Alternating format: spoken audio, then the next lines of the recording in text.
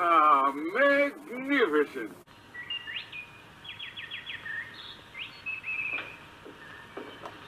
Good morning, Colonel, sir. Fan bright today. I hear down at the village, prices is picking up, and it's a big year for cotton.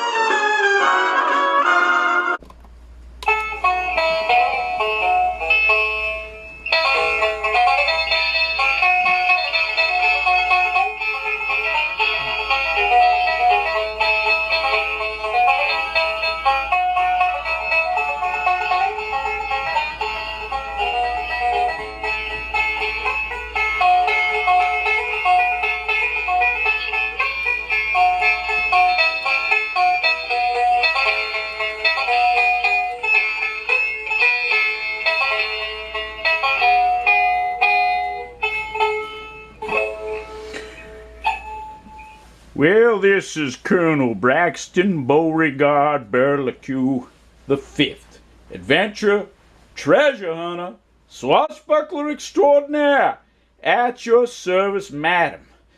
Well, first I want to thank all the loyal fans out there. I was very, well, I was touched. I was touched that I got a special shout out from Military Review in his question and answer session there. It's right here. Let me see if I can start this. We'll do a little review on this. Very interesting Southern character. Well, wait a minute. Let's start this way. It's a very funny gentleman. Wait. Let me see. How you wish to handle something that I should have had this set up, you know, but I'm not very prepared for this sort of thing. Do I know there's some Colonel Burlique? Yes. He was a very funny gentleman. He reviews my videos and reviews, which are quite interesting.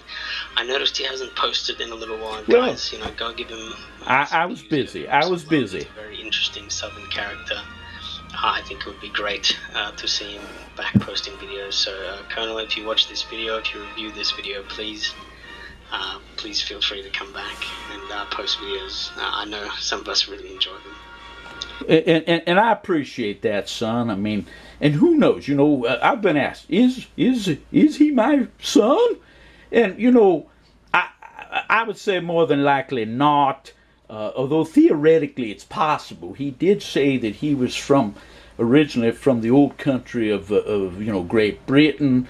You know, and I knew a few gals over there, and I was only in South Africa one time. It was in the early 1970s. It was, you know, a prospective investment in a diamond mine, but the odds are against it, but theoretically it could be possible. But anyway, I do appreciate, the shout out the boy made to me, and I appreciate the other fans out there that reached out and they wondered, what happened to the old colonel. Is the colonel still alive?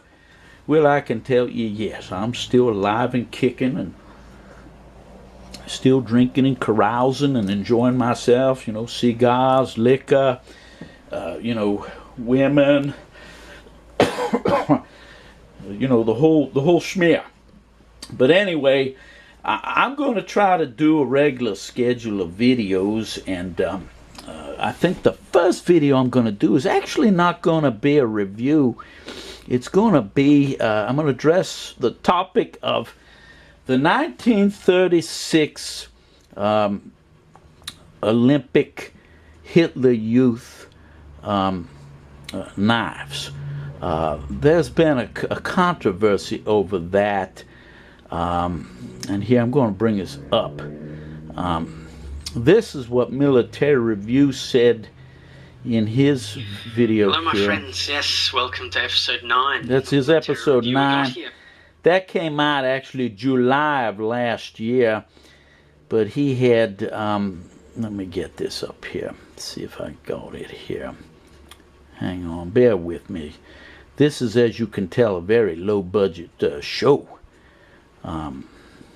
Let's bring it in about there it is right there. Now, listen to what the boy says about this. The next one from the Olympics is the bullshit. This is one of the worst scams out there, guys. This is the Hitler Youth Olympics knife. Yes, so there's a blown up image of it there. So these have been around for about the last 50 or so. Sorry, not 50 or so. Anyway, I had to, my batteries went bad on the camera here, so I'm going to have to kind of start over. My topic of today is not going to be necessarily a review of one of Military Reviews videos, but a section of one of his. This episode 9, The Bottom of the Barrel Fakes. Now, he went through and he talks quite a bit about these here Olympic, 1936 Olympic badges, and then he goes on and he talks about the fake 1936 Olympic Hitler Youth knives, which is the next section here. I'm going to play this where I got interrupted by the battery going the other back. way. This is someone saying, once I've got your money, it's never coming back. Yes. Here it is. Here it is right here. From the Olympics is the bullshit. This is one of the worst scams out there, guys. This is the Hitler Youth Olympics knife. Yes, so there's a blown up image of it there. So yes, these have been around for about the last 50 or so. Sorry, not 50 or so years. About the last 20 or so years. Yes. And they're just a HJ knife that has the Olympics with the Berlin City shield embossed onto it. Yes, they come with a bag there on the left as well, but these have been shilled and sold by so many dealers. Yes. And they're just utter garbage. You'll see on all the forums, they're just poo-pooed, they're garbage. It's just laser etched, it's terrible. On the right there, again, yes, we've got Germania International saying, this is a steal. At $1,600, this is the opportunity to invest in a lifetime deal of Third Reich Militaria.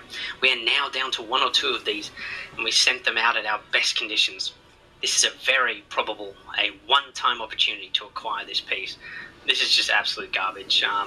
These every dealer who has these, and I won't name I agree. you guys I agree. Who, all say these are so hard to find. Yet they come out in droves. They turn up in their thousands, and they are just terrible, and they've been poo-pooed by every sort of forum, every sort of hard-working sort of person on the subject. This is another type. This is the Nuremberg. But anyway, that's a phony too. And just to add to what the Military Review boy said is, I can tell you this.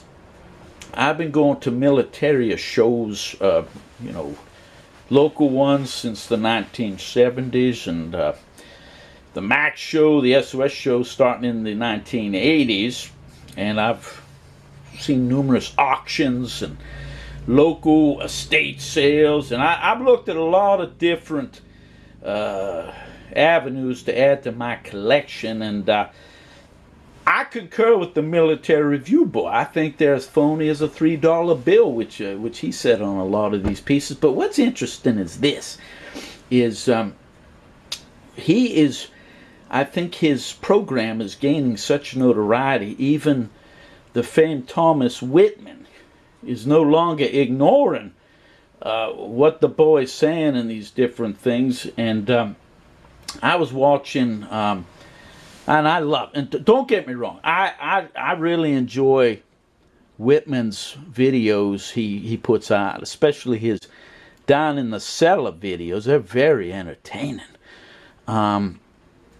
In fact, I watched them quite a bit. I got a little behind in them, but Whitman, excuse me, Whitman in his Down in the Cellar videos, he unwraps different World War II, mainly Third Reich artifacts that people either consign to him or they're selling to him. And what he'll do is he'll provide his expert commentary on the items as he's unwrapping them from the boxes. And it's interesting. He's a wealth of knowledge. I love those videos he puts out there. Wonderful. And like I had said in one of my earlier videos, I think the boy is the most knowledgeable German dagger and sword person, I think, in the world. And he's expert, and he's quite entertaining. I think I like his performance, his presentation, in his videos. I like his presentations, but the thing is, I was really surprised when I'm sitting there, and this was his Down in the Cellar 24, number 24, part 2. I'm sitting there, minding my own P's and Q's, and then he unwraps out of the box, comes a couple of these here, 1936 Olympic Hitler Youth knives, and I was listen to what the boy says. Something of that nature, and they're made by Emilvoos. Well, wait a minute, let me pull this back. Well, the blade's pretty good. Let me pull this back. Not these pieces. These are the Olympic There we pieces that were sold at the Olympics and left over and found in East Germany. They come in 2 types, with the stag grip and the HJ insignia, and the stag grip with no insignia in it. And what they'll have is an inscription that has the Berlin coat of arms on it, and the Olympic eagle with the circles, and the blade translates out for the glory of Germany and for world sports, or something of that nature. And they're made by Emilvoos. This one is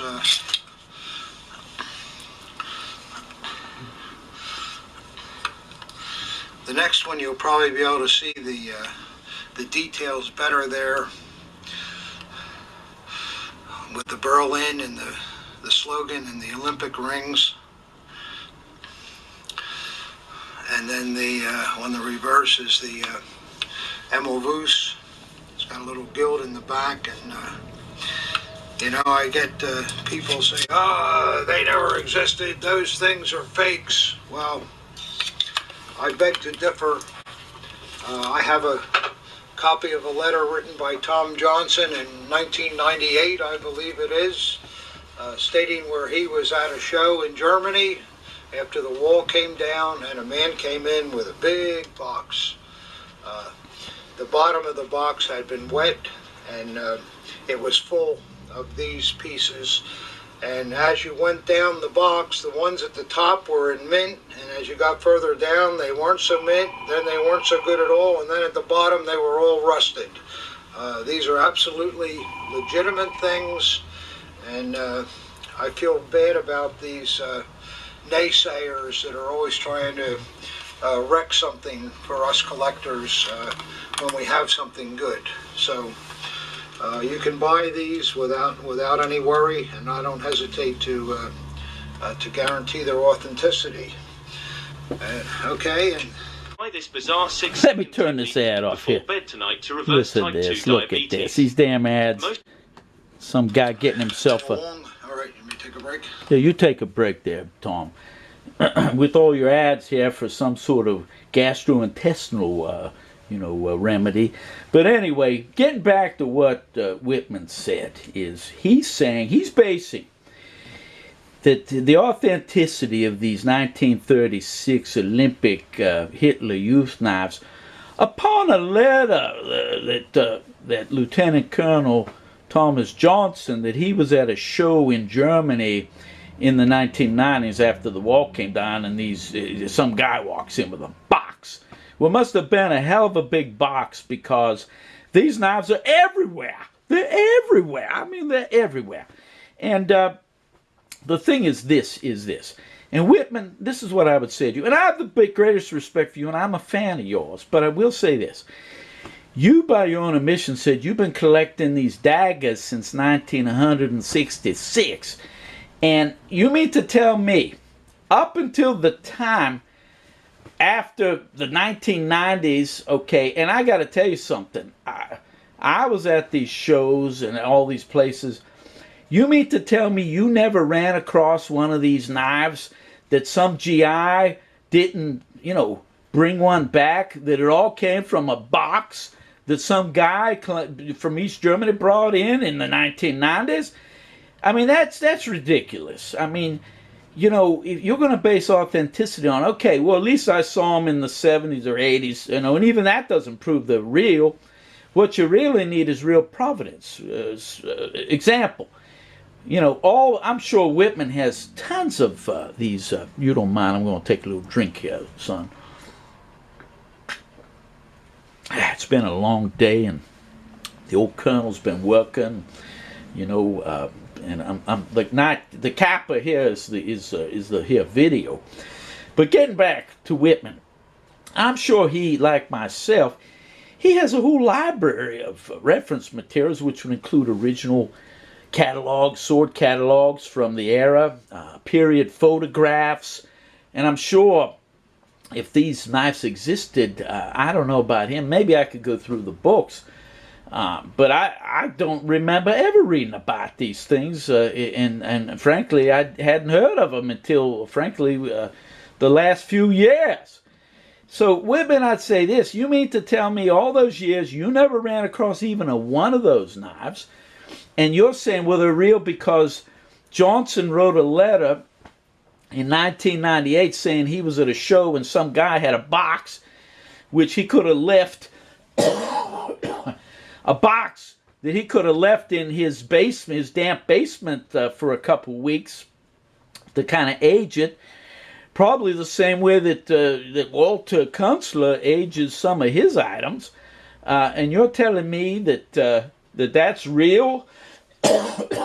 Because in the letter it says some guy walks into a show saying he had this box. And I got news for you, and Whitman has to know this. There were a lot of fake Third Reich items that came out of East Germany even before East Germany fell. I mean, that was like a little cottage industry over there. Hell, even that guy who wrote those Hitler diaries, I think he originally was from East Germany. You know, it's a land of fakes. And, you know, if some of those knives, if they really did exist, some of them would have been on the market decades ago. So I just don't buy that. And I like how he says the naysayers are ruin a good thing. What, a good thing for some dealer who's selling that to somebody, say like that Iowa farm boy. Why? Because in the end, this is what it's all about, the money.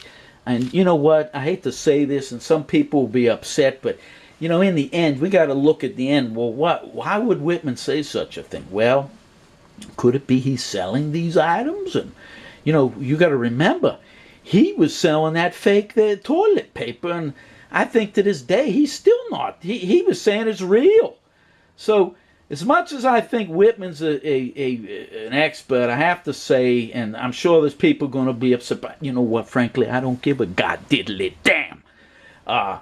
Here. You know, I would say this, that, listen, I'm an old man, I don't give a damn. And what I'm saying is this, is he's got a vested interest. He's a dealer. He does his videos, he's saying, oh yeah, it helps his business. That's wonderful. You know, it's all about capitalism. But let me get the picture back here, son, you know. But anyway, what I'd say is he is a dog in the race, and he's a dealer, and he says ruin a good thing for us. Well, what's that? The guy's selling fakes? Because he's been selling those signs that Kunstler has been selling. I mean, he sold the toilet paper. That's documented. Now he's selling this Hitler Youth knives, and he's saying the naysayers that were wrong, and he says authentic. And I'd say this, unless you got a period photograph, you got a piece of literature, an ad, they were for sale, he said. Wasn't there an ad, even in like some program, something handout to the Hitler Youth? Why does it not appear in any of the makers' sales catalogs? They had all those swords and daggers, and you know, I even have some of those laying around. And so you know what? I just don't buy it. I agree with Military Review. I think they're phony. And unless Whitman shows some period documentation that shows those really existed back then, I don't think it's proper for him to say, oh, I guarantee this is authentic. I just don't think that's proper. But anyway, that's, you know, that was my couple of 2 cents worth on that. And, you know, I'm glad you all stopped to visit the old Colonel. The old Colonel, you know, he enjoys having company, even if it's through the old, you know, you know, internet type situation. But I'm glad you all could stop by. I'm going to have my banjo player kind of sign me off here. Well, this is Colonel Braxton Beauregard Burlique the Fifth, adventure, treasure hunter, swashbuckler extraordinaire, at your service, madam, signing off. Goodbye, y'all.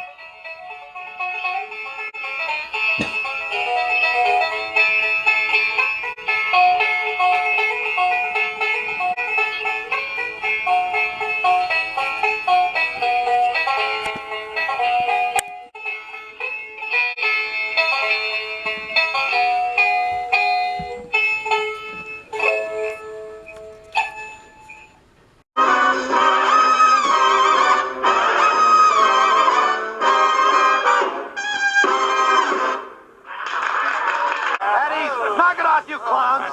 What are you, a bunch of boneheads or something? You're aware that the Kriegsmarine is experimenting with co-ed U-boats. These women are representatives of the German Admiralty. They're to be treated with due respect. You understand? Yes, sir. Good. Das Boobs. Later tonight on SCTV.